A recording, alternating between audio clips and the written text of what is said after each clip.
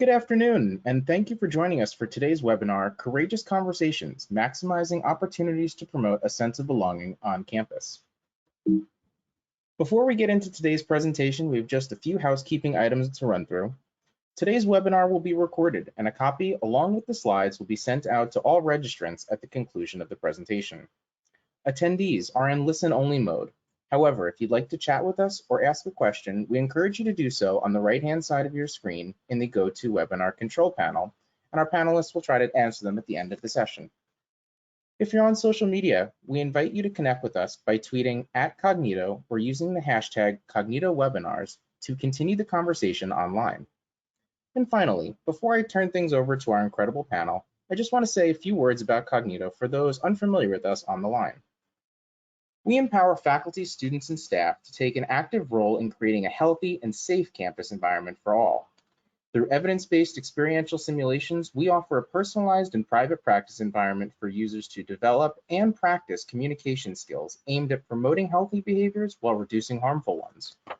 Topics covered include mental health and well-being, sexual misconduct prevention, military cultural competency, alcohol and other drugs, and coming soon, diversity, equity, and inclusion. And now, I'd like to turn things over to today's moderator, Dr. Darren Jones, to get us started and introduce today's panel. All right, hello everyone. I'm so glad to be here with you all today. Thank you for everyone who is attending this webinar. I would like to say this conversation, kitchen table talk is what I like to describe this as. And special shout out to our wonderful panelists, both that represent both faculty, staff, and students. Again, my name is Darren Jones, pronouns he, him, and his, and I serve as the manager of strategic initiatives and partnerships with Cognito. So I would love for our wonderful panelists to introduce themselves and the experiences that they are bringing to the conversation. Good afternoon, everyone. My name is Danny Matthews. I use he, him, and they, them pronouns. I am the director of the Gender and Sexuality Center at Carlson College. Along with doing gender and sexuality work in higher education, I've also partnered with organizations like Planned Parenthood, the American Red Cross, and AIDS Foundation Chicago. And I'm excited to be here today and join this conversation. Hey, good afternoon, everyone. My name is Brian Johnson. I serve as the Director of Residence Life and Second Year Experience at the University of Alabama at Birmingham. My pronouns are he, him, and his, and I bring over 15 years of experience, professional experience in student affairs, specifically in housing and residence life.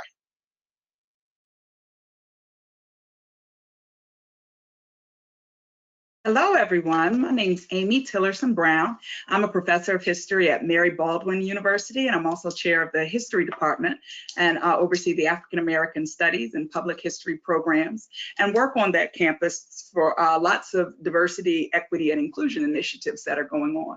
So I bring the perspective of someone who's interested in DEI work and that of an academic who teaches history. Hi, everyone. My name is Jen Wells. The pronouns I use are she, her, and hers.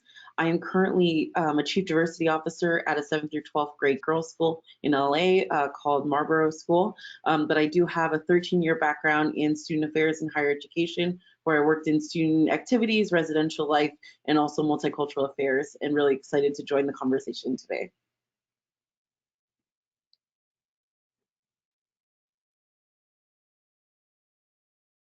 Chelsea? Her, hers pronouns. I am a recent graduate of Southern University. I majored in international political science and Spanish. During my time in college, I was a member of Model United Nations. For 1 year, I was in our school's Gay Street Alliance. I have 2 years experience as a resident advisor and 1 with my school's Office of Inclusive Excellence, where I worked as the Allyship Development Coordinator. My kind of areas of experience or familiarity with student issues includes LGBTQ+ students, low income, learning or developmentally disabled, international, and women identifying students. Hi, I'm Ale. I use they, them pronouns. I am a junior who's about to be a senior at Carleton College.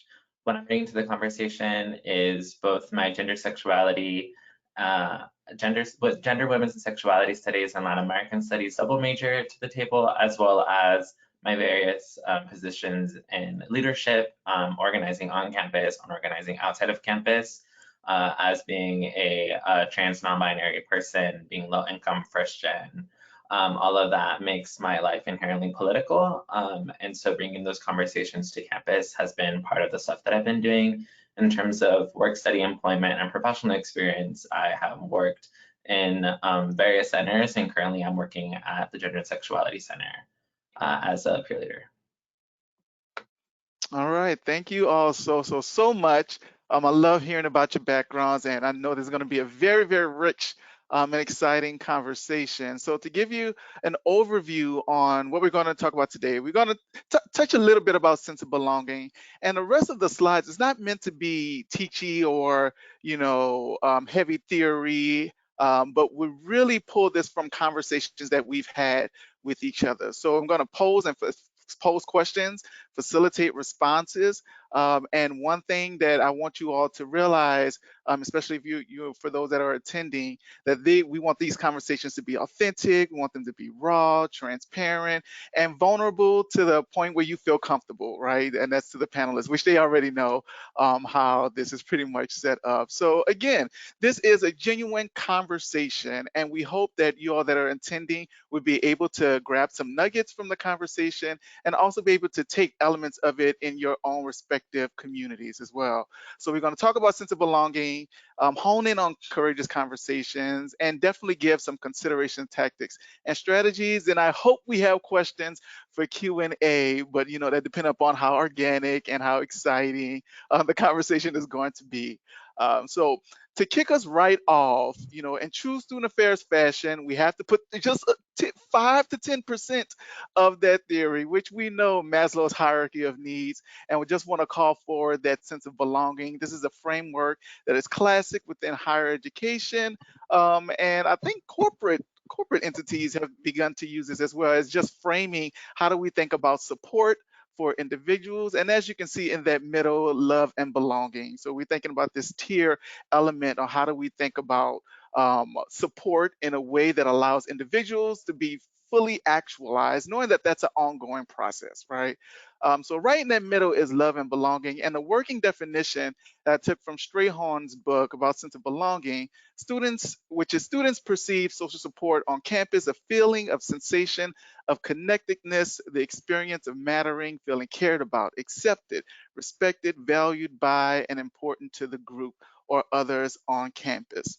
And what we know about sense of belonging is that it's linked to a number of outcomes. So we have satisfaction, self-esteem, psychological well-being, achievement, retention and persistence, and engagement.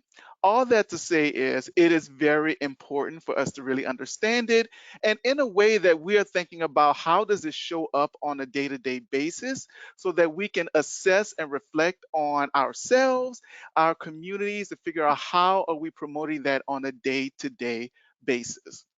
So that is the foundation of this conversation and this talk. And so what we're going to hop in is the first question. And really, it is about why is creating and fostering a sense of belonging, why is that important, essentially? And I remember in our conversation, Dr. Tillerson, you were, from that faculty lens, you came right in when it comes down to, representation and material and connecting that to the learning environment. So I would love for you to start, with that perspective on why is that important? And analyzing it through that lens of relevance. Oh, sure, of course. In all of my years of teaching history, as much as I love history, I get more students than not who have decided as soon as they come into the class that they don't like history at all, right? This is stuff that has happened at least 100 years ago and has absolutely nothing to do with them.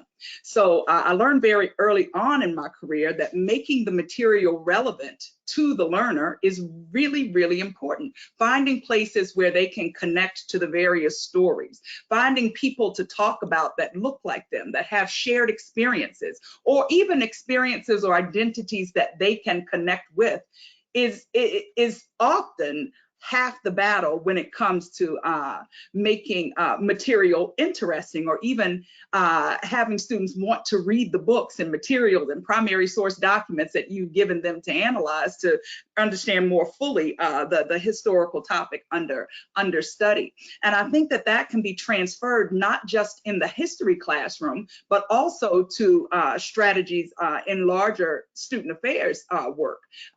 What we're doing on campus has to be reflective, I think, of the lived experiences of the students that are there. It gives them something to connect with, it promotes engagement, it fosters a sense of belonging, and I think that those are very key in creating a welcoming, diverse, inclusive, and equitable campus community.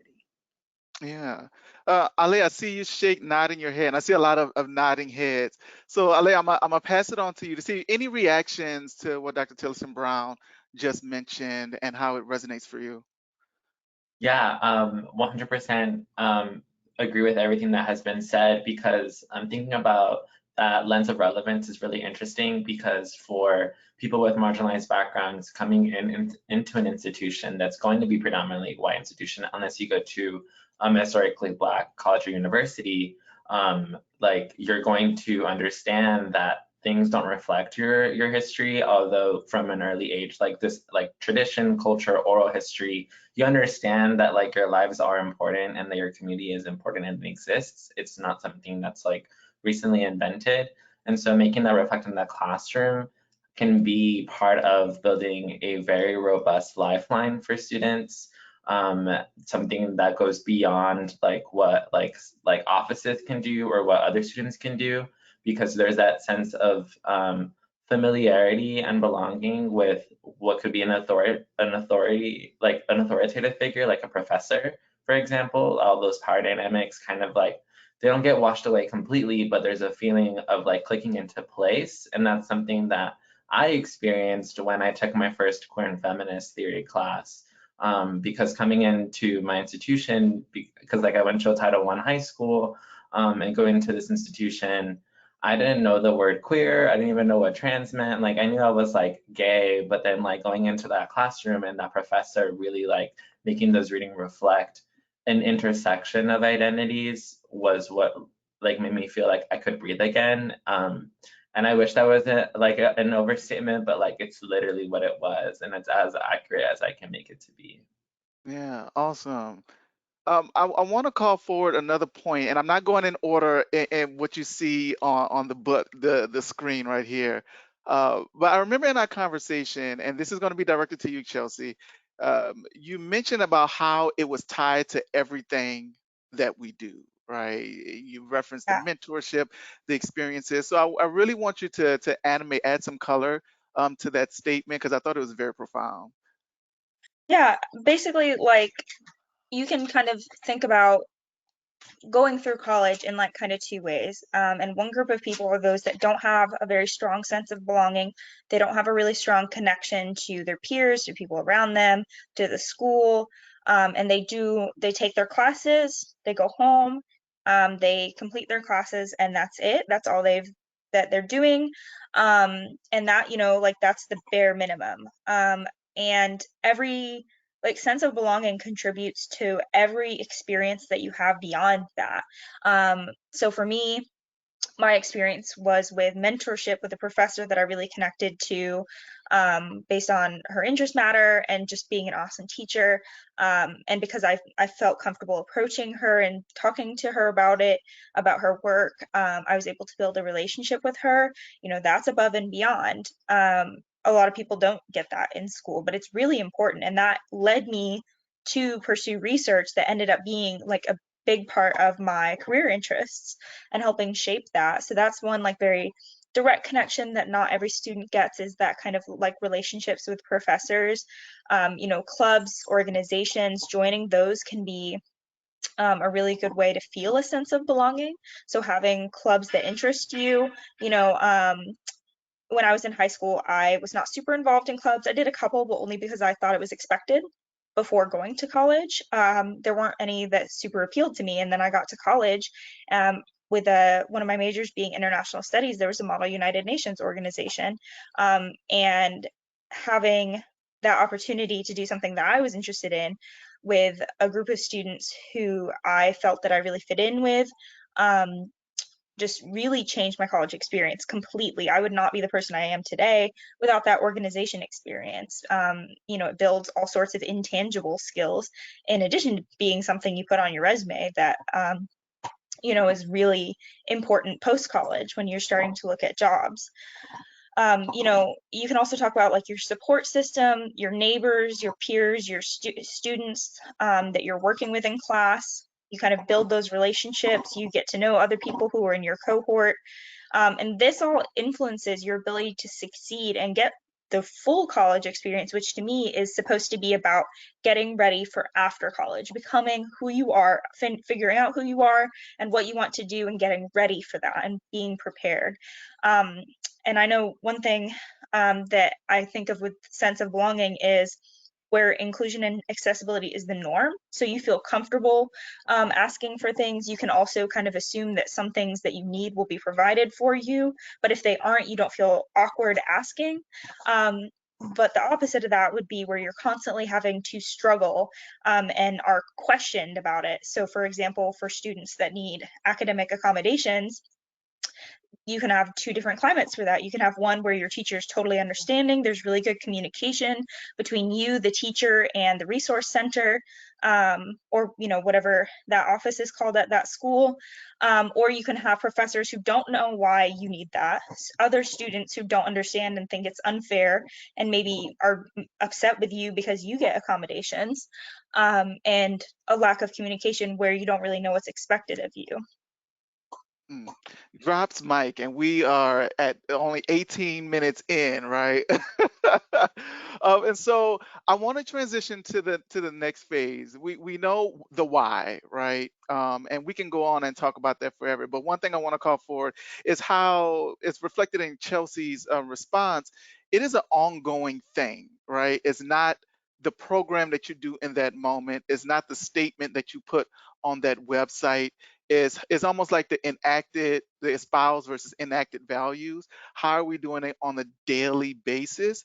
And I feel as though sometimes, and feel free to disagree, that it may be thought about in an isolated incident or an action, as opposed to how are we doing that every day. Because of the fact that Chelsea mentioned, it is the precursor to a lot of these different opportunities. And I think what was most important, the work ready adult, right? And if our outcomes, education career outcomes, is not where we ideally want it to be, is it the curriculum? Is it, internship opportunities not created? Or is it a foundation that we have yet to analyze in a very analytical way, right? Because it's so tied to all of these things. And so I want to transition into the next portion, which is ways in which sense of belonging can positively and negatively manifest. So Brian, we were talking about, Brian as a director of residence life and second year experience as well, right? So you're coming at it from two different lenses. We want to know about how, we're talking about the root, right? And yes, we're going to talk about conversations later, but there's foundational things, and we know that it manifests in these different areas, right? So tell us a little bit about your experiences, your thoughts about how it manifests via residential life policies. Absolutely. I think it manifests in a number of ways, right? I think when we talk about on-campus students, our primary goal is to provide a safe and comfortable living environment where all students feel safe and they can meet their career, professional, and academic goals. We talk about engagement and programmatic engagement and getting them connected to campus and other resources, right? I think all of those things in itself leads to a sense of belonging. You mentioned earlier about policies that may have a counter effect to sense of belonging, if you will. And we talked in our previous conversation about possibly live-on requirement. Many schools came up with live-on requirement or started having a live-on requirement policy to really help students be, research says that students who live on campus tend to have higher persistence, higher retention, higher graduation rates. They're more connected to resources and faculty and staff. But I think what I found, in my years of professionalism or professional work in higher education is that it can also have a negative impact on students. I'm thinking about those students who may not be able to afford to live on campus, right? And so now we've created a barrier for students because they're not being involved on campus. They are now working to meet this policy or to meet, this standard of living, if you will. And so I think that though that's a good example of how intent meets impact, right? We intend to provide a resource for students to get connected, and we know through literature that it helps them be more successful in a college environment. But there are some students that cannot afford to live on campus, and so therefore we have a negative impact. Yeah, and to take it even a step further, with the requirement, then the policies it is to get an exemption, right? And what you have to produce to justify that, that's an opportunity of reflection. Now, I understand why it exists, right? Because I mean, there's financial reasons, right? And then there's the belonging reasons as well. And then there is that space that you're referencing, Brian, where, okay, when we think about the policies of exemption, is that through a belonging lens or is it through a financial security lens, right? That's a hard question for people to grapple with, but I think it has to be answered. And if the answer is financial, okay, that is what it is, but also what are you saying at the same time? So you have to welcome what that answer is and whether or not you are comfortable with that. And if not, what advocacy needs to be done. So I love that. I love that. I want to call forward, and I'm going to keep, talking about that. Two particular things. And Danny, I believe it was you that was talking about admission policies. And I don't, it may be someone else, but I want to transition into that to talk about the admission and invisible policy. So when we think about the admission, how does that reflect belonging? How does it manifest in those spaces? I think there are obviously policies and barriers in place that really have a strong impact on students before they even arrive to campus, right?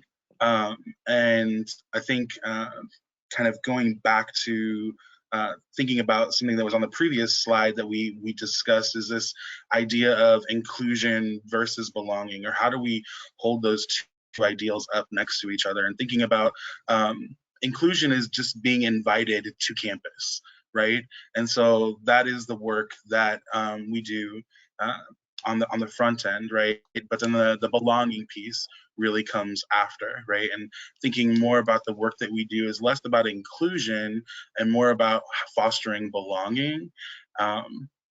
And I think that the example that I'm thinking of has more to do with kind of riffing off what Brian shared with the housing piece. As a small private residential college, we have very specific guidelines around, residents and where students can live.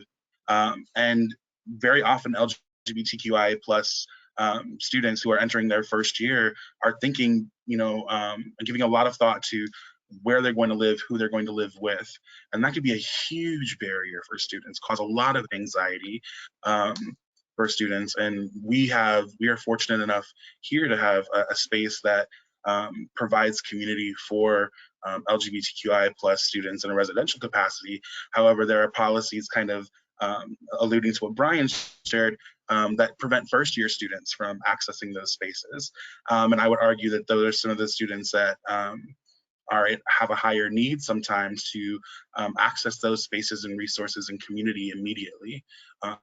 And I feel like we've been able to play around with that a little bit because of COVID and the pandemic and having limited options for space. And we have a few first year students in that now. So we're kind of using them as an interesting case study. But speaking to the admissions piece, there are definitely pieces that on the front end, like I said, before students even get to campus, have already colored their lens or provided a different lens from which they're viewing what's in front of them. Yeah. Jen, would you like to add to that? Yeah, I absolutely. I had the experience of working at 3 women's colleges as they were kind of expanding their gender enrollment, if you will, right?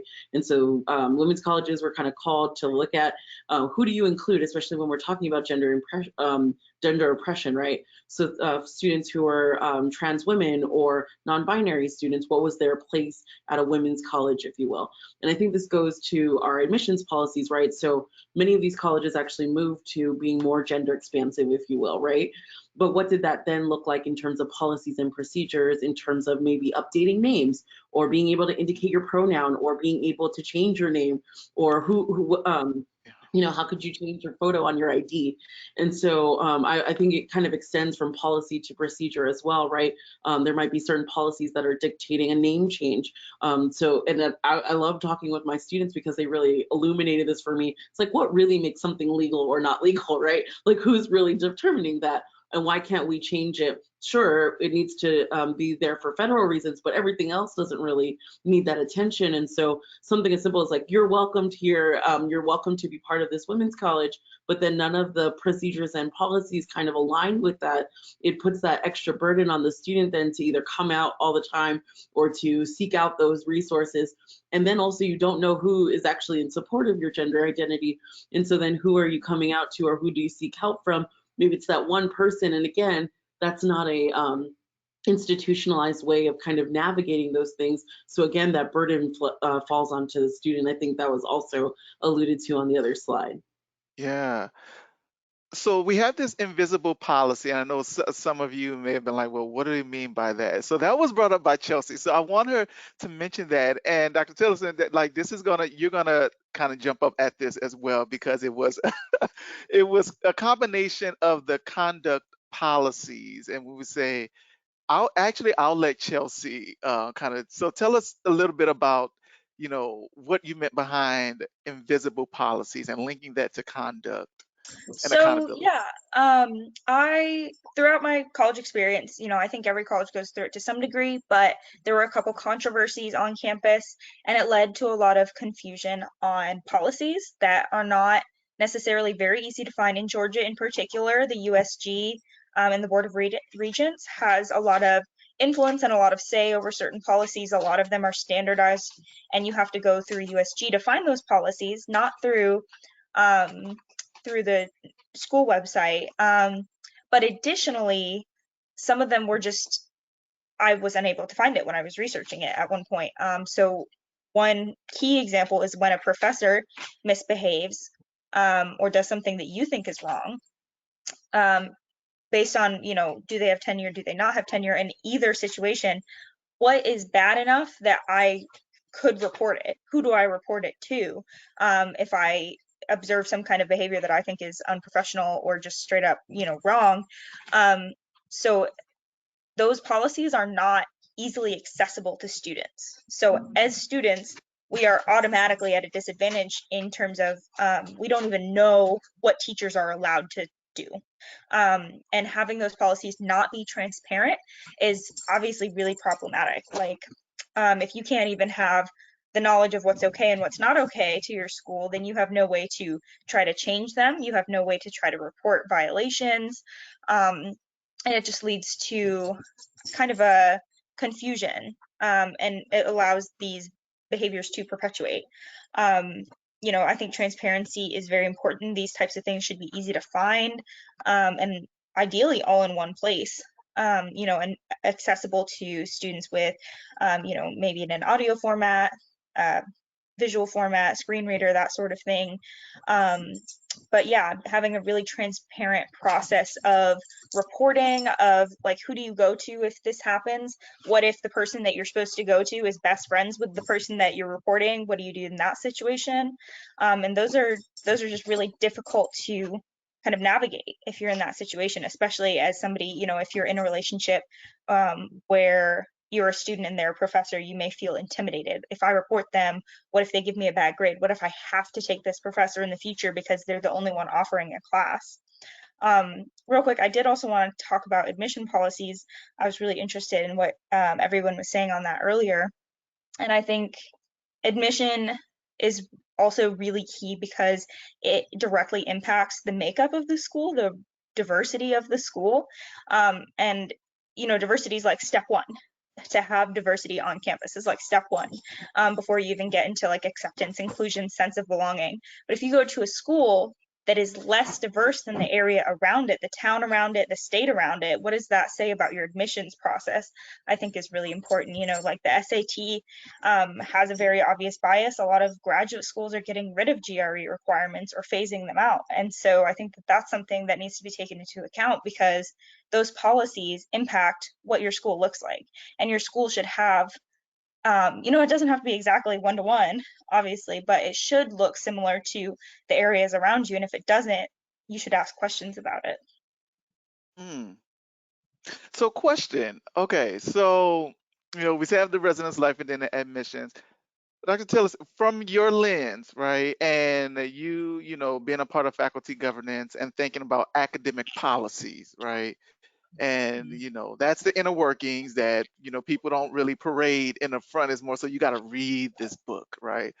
How does it manifest through that lens in academic policies? Like I can think about, let's say, financial aid, when a student gets an award, and then there's particular requirements for them to maintain that award, and knowing that everybody, you know, I know because I lost my award because I didn't really understand what college was about, you know, right? So that's like one example, like from like a financial aid personally, but how does it show up in academic policies and procedures?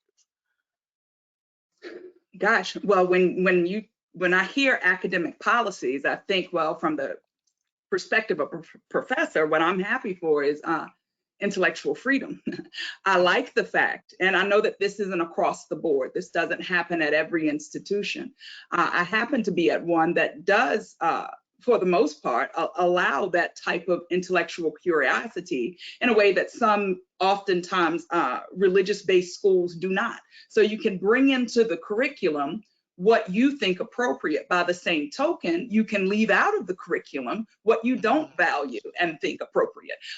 So I guess in terms of my thinking, and maybe I'm stuck with the whole discussion about the syllabi, right? And this need to diversify, decolonize the syllabus in a way that is much more inclusive, right? As it is a springboard for, or actually it contributes to the larger campus perspective of belonging and inclusivity, and gets at what I think you have been talking about, Dr. Jones, the whole time, the culture of the climate, right? Because all of these policies, the lack of policies, all speak to the larger institutional culture, right? So whether something is written down de facto or de jure, right? Whether it's written down, whether it's assumed, what is the culture of this institution like that actually values, and more than a statement, the people that contribute to it, right? That's where we're kind of getting at equity from across the board. So it's not just student and professor, which is important, but you're also getting at the very important and critical staff, right? From security and grounds all the way up to the executive level. Do we promote a culture of inclusivity and belonging, right? Are we including different voices in our syllabi, and are we paying an actual living wage? Those are questions that I think we must get at as institutions when we're dealing with these very, very important questions. Other forms of, I'm trying to make sure I'm getting at the academic policy, and maybe what you're getting at here is the required courses for graduation, right? The gen eds. And this is where you get at decolonizing the syllabus, and you get at larger questions about culture here also. What has been canonized, right? Is it important for your English majors to take Shakespeare as opposed to Nikki Giovanni, right? Though those are larger questions that I think you get at when we're talking about academic policy per se. Does it really require 36 credit hours for this major? Or did someone decide at this point there's a financial impetus for requiring more, right? All of those, I think, are questions that we must deal with in terms of academic policy per se, when we're driving home this very important initiative to be inclusive and equitable. Yeah, you actually answered the foundation of the question and more, because I wasn't even thinking about, the syllabus, the syllabi, right? And how every instructor that is setting the standard and the tone, like that first class is where this is what it is. This is who I am. This is what I value, right? So we have the elements that, we include language about accessibility, and whatnot. That we thinking about, or I challenge anybody to think about when you are leading a class, like what are the values, like what type of environment do you want to promote in that classroom, and is that reflected in the syllabi, like when it comes down to the curriculum and the learning outcomes, but also what is the statement that you want to make and how are you reinforcing that as a And semester even is in going. the projects, Dr. Joe, even in the projects, the assignments, what we value, with history being, such an old field, is it most important that the student be able to write a 12-page paper? Or is there another way that we could assess the knowledge of this student that would be comparable? Now, listen, I'm old school. I think students should know how to write, right? I think that's important, but that's not the only marker to gauge whether or not they understand the material. So when we're talking about decolonizing the syllabus, we're not only reflecting on what should be included, but also how we assess the learning that we found most important. Yeah, awesome. We have these two other areas, and I do want to get into the consideration taxes. I told y'all this was going to go by really fast. But with those two sub areas, so programs, which is the resource, we talked about training, communication, advising strategies, and then the people. Does any of that resonate? Did anyone feel compelled to comment on that part of the conversation?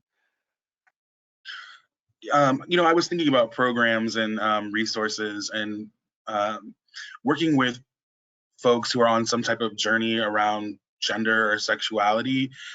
It's very unique in that a lot of folks are coming into this understanding not only of themselves as holding an identity, but also what it means to be part of a larger group that is marginalized, and helping folks negotiate that kind of mutually catalytic experience of the evolving sense of self, as an independent being, but also what it means to be in membership to a community. And we have a program called Rainbow Retreat, which is meant just to capture folks at the beginning of the year and to say and to call them in and say, hey, are you exploring? Even if you haven't named this aspect of who you are, we welcome you, right? And that's been a huge piece of what we've done this year is, we center programs, resources for LGBTQIA plus students. We also recognize that's been a barrier to folks who are questioning or folks who are exploring, Yeah. right? And we don't want that door to feel like it's closed if you haven't named that aspect of your identity. And so we've really been intentional this year about launching a Q for Questioning program that aims to connect students who are exploring with staff, yeah. like our peer leaders like Ale. So they have these one-on-one conversations with their peers, and it just serves to reinforce this sense of there's someone here who understands, and there's a larger, broader community that you can connect to for support. Love that. So I want to transition into the conversation. All right, so we have a lot to cover, y'all. So I'm gonna go through this one really quickly.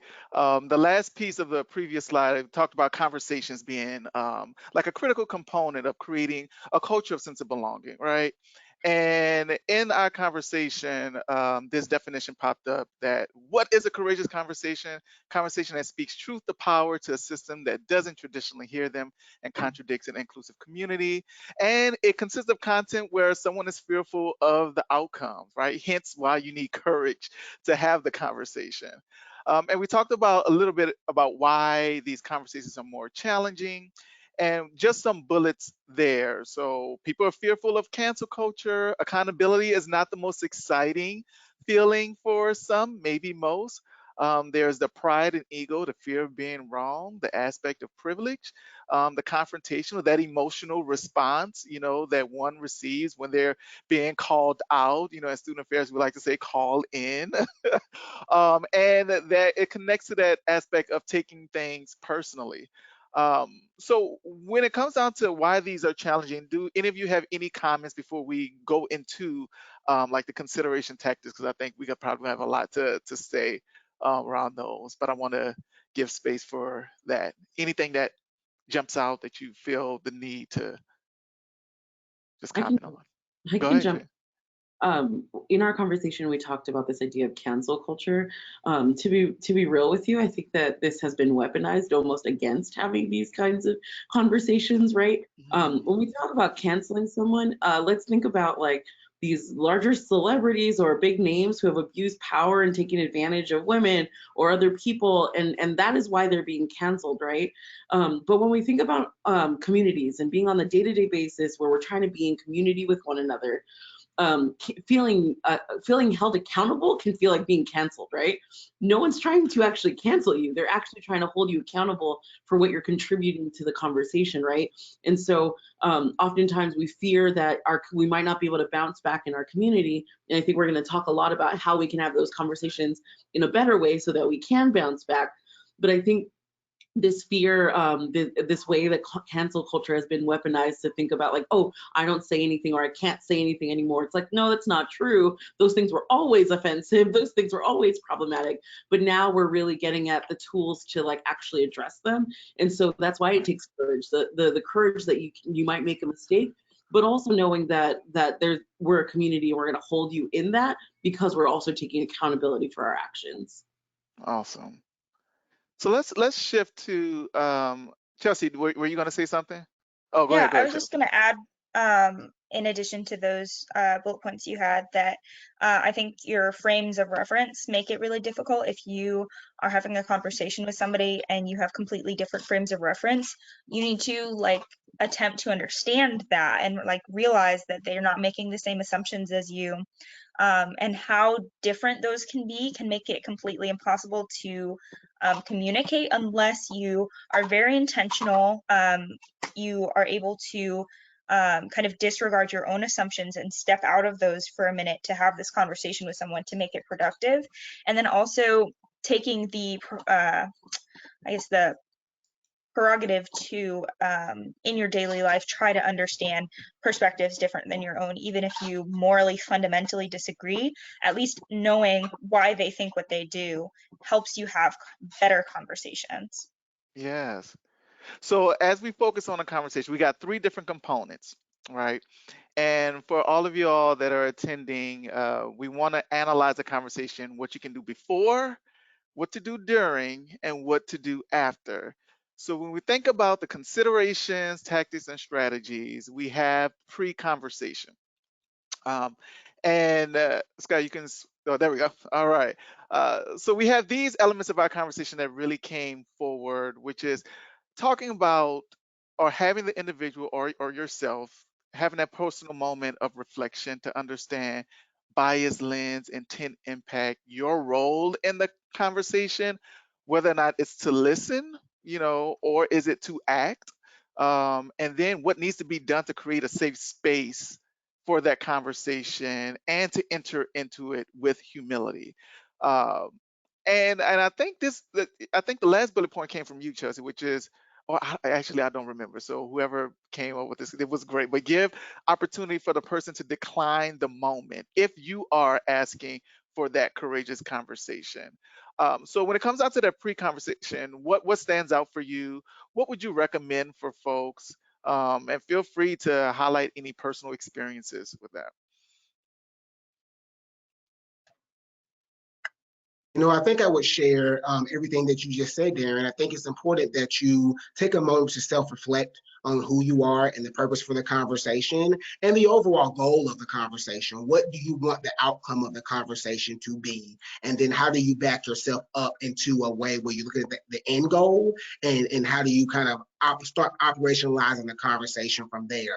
I think it's important that you come to the conversation with an open mind, ready to actively engage in a conversation, and more importantly, actively listen in that conversation. And then check for clarity, right? Making sure that you understand what's being said and that the decoder can understand your message as well. I think those are pivotal kind of pre-conversation strategies and or tactics that should be thought about before going into a conversation. Right. And you talked about goals, and we have that in the during, and it's almost two different types, right, of setting goals. And I want to pull that one for because is the goal to repair, reconcile, or restore with the person, or is the goal so that you feel better about yourself? Right? I think that happens for some folks. It's like, okay, I got this. My conscience is really eating that away with me, and I'm trying to sleep well at night. So I'm going to enter this conversation even though the other person is harmed, but I'm doing this more so for me than I am for them, right? That impacts like how this is gonna go, because if you're not getting that calm feeling during it, then you're like, I don't know what to do, in this, and then it can go really left really quickly. Um, so does anyone has anything else with the pre-conversation before we go into during the conversation? I was gonna say something, Yeah. just like because so like what Dr. Tillotson was saying about the way that you structure a syllabus, and I just wanted to add a good way of framing conversation rather than it being like the singular moment, but also going along with like Chelsea had said about it being processual, but thinking about how conversations aren't only when we're dialoguing, our actions are conversations, the way that we are orienting a space or imagining a campus is a conversation. And so what Dr. Tillotson was saying about the syllabus was very like impactful to me because it just eliminated the way that like that's what's wrong with like the pitfalls of diversity, engagement, and inclusion, because it tries to think about it as like we have to look at specific policies rather than looking inward and seeing like it's emerging from somewhere with a particular purpose. And so if it's either to get like, donor or whatever, but like you can't start including people if the culture itself, which is a conversation in and of itself, does not reflect your goals and intentions, right? And so like stepping into like the pre-conversation work has to be about where am I situated in the world? What is the point of the conversation that I'm trying to have? Which is kind of getting at what you're saying, Dr. Jones, but like I think one of the things, because like I'm not a professor, right? Like I'm just an organizer, and like in my role at the center, I've done like educational workshops, and like these have been workshops on like hard conversations, right? Like thinking about imagining a world without police, a very hard topic to have. Imagining a world with trans and queer liberation, what does that look like if you're cisgender or heterosexual? And so sometimes there's like comments beyond the space itself, right? Because there's going to be a conversation beyond this space that happens because people tend to have like late reactions. And so as the way that we prepare for that is setting out guidelines, thinking about make space, take space, like the buzzword phrases that we use to mitigate harm, and because like harm reduction is the priority, right? You can't eliminate harm 100%, and that's an attitude that you just have to be realistic, but you can reduce it in the best way possible. And so another way, and I can talk about this later, seeing how the conversation goes, but suggestive readings is something that I had mentioned before. Going and thinking like, what are some resources that we both can use, and framing it as like, we both can learn from these resources that I thought were interesting to both of us. And if you want to have a conversation of what you think about these readings, more than happy to have that conversation with you, because I really want to work on this relationship with you. It's unfortunate what happened between us. However, like I function, with the politic of love, like I want to be loving and affirming to you. And we have to expand that definition, right? Yes. That you hit on a number of points in that during the conversation. So aligning the goals and setting boundaries, manage the urge to defend and critique. We have validate feelings, receiving feedback as a gift, right? And it's not indication on you as a person, but more so you know, and feedback on the observation, the behavior and the action and the incident, highlighting the actual incident, right? Asking intentional questions to understand impact, check in for understanding, because I've heard that a number of times. And then at the bottom is schedule a follow-up if appropriate, and welcome, which you were talking about, Ale, which, you know, let's talk about if this is a shared source resource that we both can consume. And I love that aspect of that we both can consume, because it's not me saying, go educate yourself, you know, right? Which, yes, definitely a strategy, you know, right? Is it the only one? No, you know, right? Because there are some spaces where you need to just go on Google, because I just, and right now is just not the moment. And there is a space for folks who, you know, want to have that dialogue and that workshop, and, you know, and that's reflected in the next slide. But anything else during the conversation, what would you highlight for folks to understand and know? I think I just would want- add, We'll go ahead, Amy, and then Brian. I'm sorry. I just want to say that even in the pre-conversation, I know that we're talking about reflecting and what does that really mean, especially in this climate of racial inequity, as evidenced by here recently, a year later since George Floyd's murder, right? There have been many institutions that want to have, I mean, it appears that they're ready to have these conversations and do this equity work. And you have lots of people that are taking the lead in these conversations, and they have announced themselves self-proclaimed allies, right? Now that's difficult to have a conversation with a person, as well-intentioned as they may be, have decided in this moment that they are what we understand to be allies. I think in our pre-conversation, I said I prefer the term co-conspirator, but okay. It's one thing to say, you know, I'm ready to do this work now, I'm an ally, and you enter into a conversation with this definition of who you are that had been put on you by you, and you haven't really heard or showed yourself worthy of that title in your track record of equity work. But then now we're taking the lead in these larger initiatives, which gets me to Ali's point, right? Alay's point about the comment about action is also a part of the conversation. To the point that I was just making, I say inaction is as well, right? What you didn't do when you had an opportunity to do something, because that piece is so critical to accountability, which need not always be punitive, right? But that accountability piece is necessary when you're doing any type of equity work. So I think all of those, when we're talking about, you know, what reflection means, how can we actually add some bullet points then to what reflection means, especially in light of what's going on now? I think that those are some important questions that we should all ask of ourselves. Yeah. So I'm gonna pitch it to Brian, and if we can go to the final slide, Scott, which comes down to post conversation. We're going to transition into that really quickly.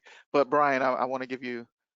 Really quickly, I was just going to echo when Ale talked about actions in that during that conversation, my brain went to voice inflections and body language, right? You know, making sure that you're open to having that conversation and your body language and physical, you know, self is not closed off to that conversation. Yeah. We talk about seeking understanding and what that looks like, but what does your physical say about you in that conversation is important. Yeah, Jaron, I think I wanted to add a part that we talked about in kind of leading up to this, and that I think is important within this kind of pre, during, post, especially thinking about what Dr. Tillerson brought up. This self-proclaimed ally, or even if you feel like you're a content expert, recognizing that you are not infallible, you can make a mistake, you probably will step in it at some point, right? And that you too can still learn and are still in learning. Like, I think that it's really important for us to kind of shake up and disrupt this. There is a top tier DEI expert that has all of the information, and that, you know, that's not actually true. We're all still learning. And that's what I think you were getting at, and what I hope we were getting at, is that understanding is not linear, right? It's not a direct shot across. Like, we're constantly going back and revisiting things we thought we had, a tacit kind of understanding of. And we have to have that willingness to say, no, I'm still learning too. So for the folks that might be doing DEI work within their title or their functional area, recognizing like you can mess up too. Yeah, definitely. As we transition to the post conversation, or we're here now, is there anything that stands out to you here when it comes down to reflecting, finding someone with a shared identity to talk about, and the resources that you would like to share? In like 2 minutes, I want to get to, there's a question that I really want to give to the group, but is there anything that... Yeah, I wanted to build off what Ale said earlier, right? Like in our best moments, we're able to give from love from a hurt place. So say I'm the one who we're having a courageous conversation and you're the one who hurt me. And it's wonderful to think about a place where I could give you resources and be there for you for your learning process. But sometimes folks don't have that capacity, right? They're at their emotional break. They've been microaggressed all through their day, and now they're kind of confronted in this conversation with you. And I think that that's where this idea of finding someone who has that shared identity, or maybe even resources, right? So for me, for example, in my work around being cisgender, right? When I've mispronounced someone or had a miss for how to include students that are not cisgender, I find my favorite cisgender person who's been practicing allyship in a way that I admire and kind of work through with them, mainly because they have that privilege as well. And I'm not putting that additional burden on someone who has that marginalized identity. I mean, similarly, right, folks like Danny or Brian or Dr. Tillerson Brown, like finding trusted folks to be like, hey, I don't know what just happened, but I really need someone to talk this out with, and being able to get those resources afterwards, so that, again, the most important part, the best apology is change behavior. So how do you make sure that after your conversation's done, you make sure that doesn't happen again, or you make sure that other folks who are in your sphere of influence also don't do that again? Right. So I thank you for that. We have 2 minutes, and I did see a question pop in that I really want to get to. And what they're asking is, for students who are parents, do you see what they may do in their community, as a parent or even a spouse that is your sense of belonging? Okay, in other words, do you have to be connected at the university to have that sense of belonging, essentially? I think you have to feel seen, or like who you are is seen. So as someone who would be a parent, I know a lot of adult learners, their point of involvement, point of connection is the classroom, right? They're not going to the student senate. They're not going to the United Nations, mock United Nations thing. They're going to class, they're doing the work, and they're going home to take care of the parent, take care of the child, the spouse, what have you. And so I feel like there's so much that can be captured in the classroom that feel, and to what Dr. Tillerson was sharing about relevance and what Ale commented on earlier, that can help adult learners feel the impact of that they belong, and even if their only point of connection to the campus is the classroom. Thank you. We are right at time at 3 o'clock. So I want to thank all of my wonderful and beautiful panelists. Thank you for the great conversation. Thank you to all that have attended. And if you would like more, everyone will receive a recording of this as well. So you can go ahead and forward to your colleagues that you feel as it would benefit from the conversation. And I look forward to our next conversation. All right. So thank you all so much. Have a wonderful week. All right. Bye.